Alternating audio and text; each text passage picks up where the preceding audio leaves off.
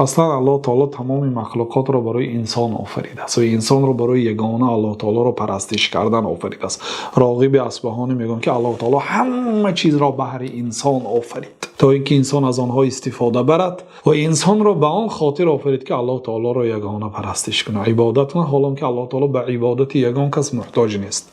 الله تعالی میگه که یا عبادی، ای بندگانم، لو ان اولکم و آخرکم و انسکم و جنکم كانوا على اتقى قلب رجل واحد منكم ما زاد ذلك في ملك شيئا. ای بندگانم، اگر اولین شما حضرت آدم علیه السلام، آخرین شما یعنی آدمی که از قیامت پیشتر به دنیا میاد و بعد قیامت قایم میشد، یعنی تمام انسان ها چند تریلیارد هست، بیلیارد هست، آن آدمایی که از زمان آدم تا قیامت به دنیا می آیند، همه شما انسکم و جنکم.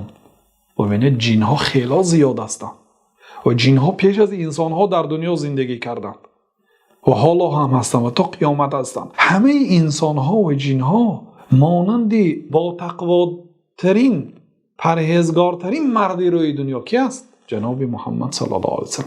همه شما در تقواداری و پرهیزگاری مانند حضرت محمد علیه السلام باشید. ما زاد ذلك فی ملک شیئا. این در ملک ما یگان چیزی رو زیادتی نمیکنه، برای ما یگان فایده نیست. و در دوامش میاد که لو ان اولکم و آخرکم و انسکم و جنکم كانوا على افجر قلب رجل واحد منکم ما نقص ذلك من ملک شیئا. ای بندگانم، اگر اولینتان یعنی حضرت آدم علیه السلام، آخرینتان انسان هاتان و جن هاتان مثل فاجرترین مردی روی دنیا باشید، کافرترین مردی روی دنیا باشید، همه شما دشمن الله، دشمن دین باشید، تمام گناه ها را اجرا میکردگی انسان باشید، ما نقص ذلك من ملک شیئا.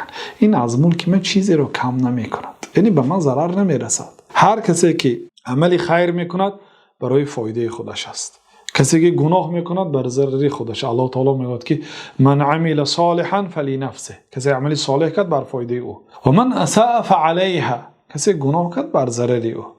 و ما ربک بظلام للعبید، پروردگار تو برای بنده های ظلم کننده نیست.